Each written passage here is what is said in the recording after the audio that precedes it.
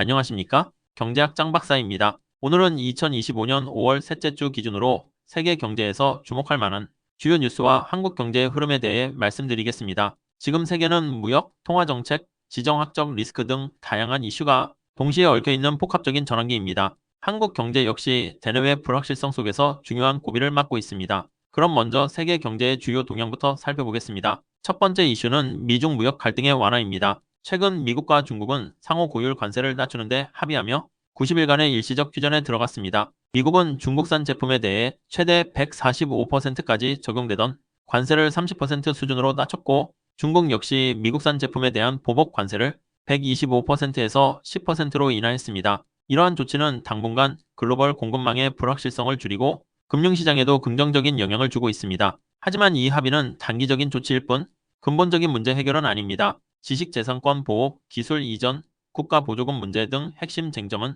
여전히 남아있으며, 미국의 대선과 중국의 경제 회복 전략이 충돌할 경우 다시 긴장이 고조될 가능성이 있습니다. 두 번째는 글로벌 성장률의 둔화입니다. 국제통화기금인 IMF는 올해 세계 경제 성장률을 3.3%로 하향 조정했고, 유엔은 보다 낮은 2.4%의 전망치를 제시했습니다. 성장률 하락의 주요 원인으로는 미중 무역 갈등의 지속, 중동과 유럽의 지정학적 갈등, 에너지 및 원자재 시장의 불안정성, 그리고 고금리 기조에 따른 소비와 투자 위축이 지목되고 있습니다. 세 번째 이슈는 일본의 금리 정책 변화입니다. 일본은행은 수십 년간 초저금리 정책을 유지해왔지만 최근에는 장기 국채 금리가 상승하면서 금리 정상화 기조로 전환되는 모습입니다. 이러한 변화는 단순히 일본 내의 정책 변화에 그치지 않고 미국, 유럽 등 주요국의 장기 금리에도 영향을 미치고 있습니다. 특히 글로벌 채권 시장에서는 일본 자금이 일부 회수되는 움직임까지 감지되고 있어 투자자들의 포트폴리오에도 변화가 예상됩니다. 마지막으로 주목할 흐름은 이른바 ABUSA 현상입니다.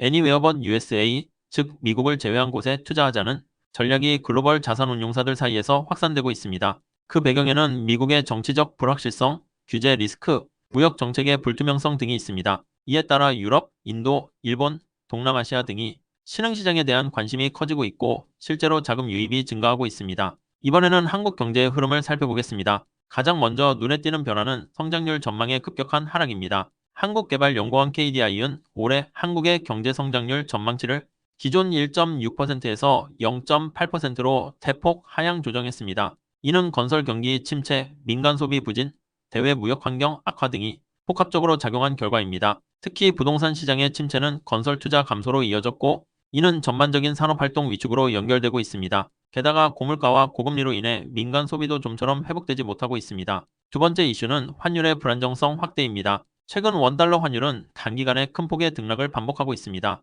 이창용 한국은행 총재는 글로벌 금융시장의 불확실성과 함께 국내 정치적 요인까지 겹치면서 환율의 변동성이 당분간 계속될 것이라고 밝혔습니다. 이는 수출 기업의 가격 경쟁력에도 영향을 주고 있으며 수입 물가 상승으로 이어져 국내 물가에 다시 부담을 주고 있습니다. 세 번째는 미국과의 관세 협상 난항입니다. 한국은 철강, 반도체 등 주요 수출 품목에 대한 미국의 고율 관세 철폐를 목표로 협상을 벌이고 있지만 구체적인 합의 도출은 쉽지 않은 상황입니다. 산업통상자원부는 오는 7월까지 협상을 마무리하겠다는 입장이지만 국내 정치 상황과 맞물려 일정이 지연될 가능성도 있습니다. 네 번째 이슈는 조기 대선과 정책 불확실성입니다. 윤석열 전 대통령의 탄핵 결정으로 인해 오는 6월 3일 한국은 조기 대선을 치르게 됩니다. 정치적 불확실성이 커지면서 시장은 일시적인 관망세로 전환되었고, 기업들의 투자 결정 역시 지연되는 모습입니다. 주요 대선 후보들은 경제 회복을 위한 공약으로 무역 구조 개편, AI 및 반도체 산업 육성, 재생에너지 투자 확대 등을 제시하고 있습니다.